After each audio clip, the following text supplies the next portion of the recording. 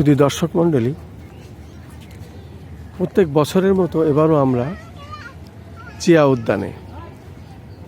উদ্যানে আমরা এসেছি। যেহেতু মরহুমা বেগম খালেদা জিয়ার আজকে মৃত্যুর পরে ওনার ছিল জন্মবার্ষিকী, এই প্রথম আমরা এখানে দোয়া মোনাজাত করেছি, শ্রদ্ধা নিবেদন করেছি।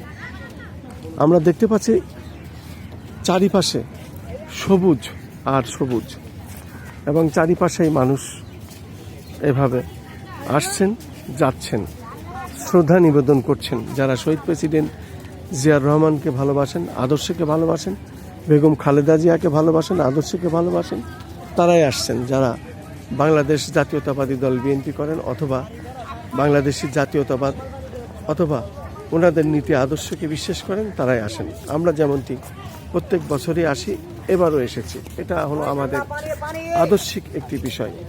আমরা এখন কিছু মানুষের সাথেও কথা বলবো, কোথার থেকে কারা এসেছে, কেন এসেছে।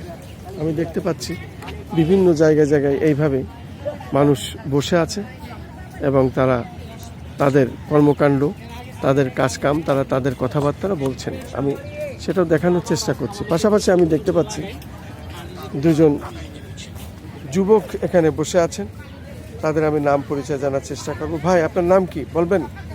আমার নাম মোহাম্মদ ইমরান হোসেন। আপনার বাড়ি কোথায়? বগুড়া। আপনি এখানে কেন এসেছেন? আমি এসেছি এখানে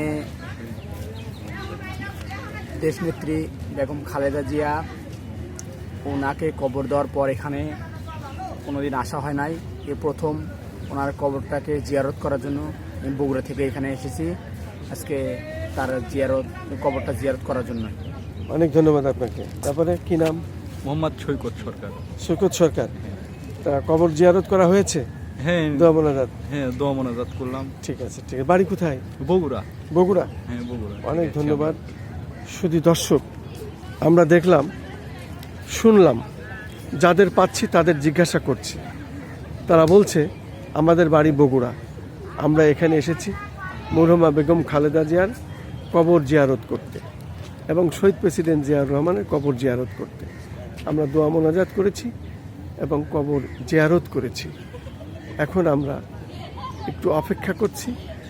আমরা এরপরে এলাকাটি ঘুরব, বিশ্রাম নিচ্ছি, আমরা আবার ফিরে যাব বগুড়ায়। এমন অনেক মানুষ দূর দূরান্ত থেকে আজ সারাদিনই এভাবে আসবেন, শ্রদ্ধা নিবেদন করবেন, দোয়া মোনাজাত করবেন। আমি তারই একটি দৃশ্য মাত্র ধারণ করলাম। এভাবে সারাদিনই এইভাবে চলবে। আমি চিরসবুজ জিয়া উদ্যান, সেখান থেকে আমি এটা প্রচার করছি।